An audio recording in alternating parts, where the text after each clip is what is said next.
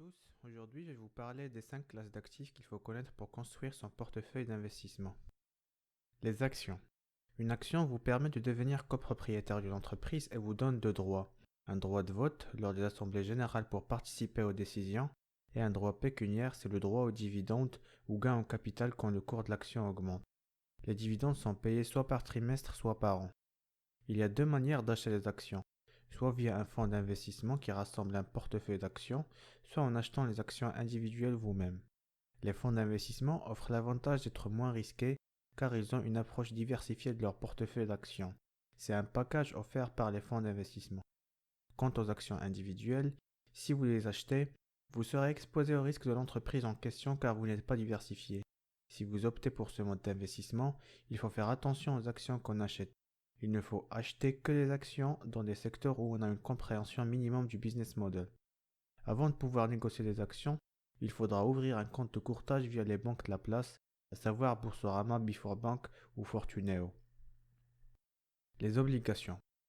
À la différence des actions, les obligations ne donnent pas un droit de propriété mais uniquement un droit pécuniaire, sous la forme d'intérêts payés périodiquement au titre d'un emprunt que vous avez fait à une entreprise ou à un État en achetant ces obligations.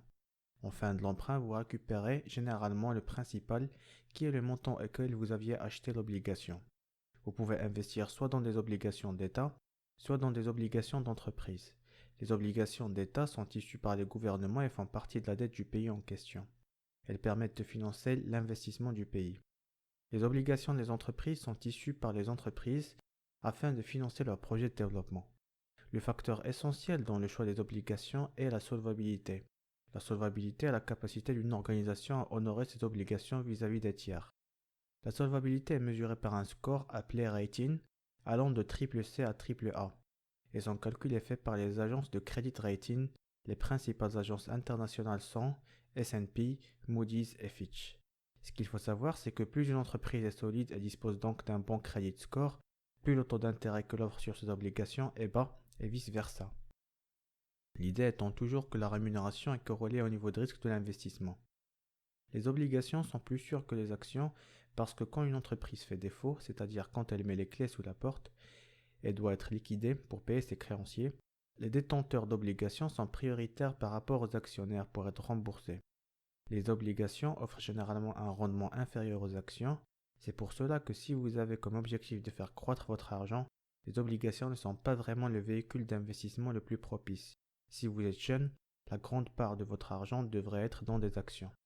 Pour investir dans les obligations, vous pouvez utiliser le même compte de courtage que celui que vous utilisez pour vos actions. Vous pouvez aussi passer par des fonds d'investissement offrant des trackers ou ETF spécialisés dans les obligations. La trésorerie est équivalent de trésorerie. C'est l'argent de votre compte courant ou bien les équivalents, c'est-à-dire vos placements qui peuvent être facilement et rapidement transformables en cash. Il s'agit principalement des comptes surlivrés. Vous entendez souvent parler de grandes entreprises comme Facebook et Apple qui ont la notoriété d'avoir beaucoup de cash disponible dans leur compte. Il ne s'agit pas de cash à proprement parler, mais d'équivalent de trésorerie. Ces entreprises n'ont aucun intérêt à laisser du cash s'accumuler dans leur bilan, mais l'investissent à court terme pour que cela leur apporte de l'intérêt. C'est le même raisonnement à adopter pour soi-même et ses finances. Il n'y a aucune raison de garder du cash dans son compte courant. Un concept important ici est celui du pouvoir d'achat de l'argent. Comme vous le savez, chaque année, les prix des biens de consommation augmentent en moyenne par un taux défini en pourcentage. Généralement, 2% c'est l'inflation. Une autre manière de comprendre l'inflation, c'est le taux de dépréciation du pouvoir d'achat de votre argent. De l'argent qui ne rapporte rien et de l'argent qui perd sa valeur. Il ne faut donc pas hésiter à placer son cash dans des placements liquides comme les comptes surlivrés qui offrent un rendement moins de 1% généralement, mais vous permettent d'amortir le coût de l'inflation. Les placements de trésorerie sont généralement des solutions à court terme. Garder son argent toute sa vie dans des livrets n'est donc pas le moyen adéquat pour générer un vrai rendement. L'immobilier, il peut être commercial, résidentiel ou industriel. L'immobilier est l'unique classe d'actifs qui est simple à comprendre d'un point de vue investissement car les biens sont tangibles. Dans un sens, l'immobilier offre une structure de rendement identique aux actions, dans la mesure où vous pouvez collecter les loyers, c'est l'équivalent des dividendes pour les actions, et vous pouvez aussi profiter d'une plus-value en cas de cession. C'est aussi l'unique classe d'actifs où les banques peuvent vous prêter pour investir et vous pouvez donc bénéficier d'un effet de levier. L'investissement immobilier peut être très rentable. surtout quand les loyers couvrent les traites de l'emprunt et vous permettent donc de développer votre propriété du bien. L'inconvénient de l'immobilier est que c'est un investissement auquel vous n'avez accès que si vous avez une importante somme d'argent initiale, soit pour acheter le bien directement, soit pour payer le premier acompte de l'emprunt. Une alternative d'investir dans l'immobilier physique est de passer par les SIIC, Sociétés d'investissement en immobilier cotées en bourse, appelées également les foncières cotées. Ils fonctionnent comme des actions et se négocient en bourse via votre compte de courtage classique. Vous détenez une part de ces sociétés qui ont un portefeuille immobilier où vous avez droit à un dividende. C'est donc un moyen d'investir en immobilier sans avoir à gérer la logistique de la location d'un bien.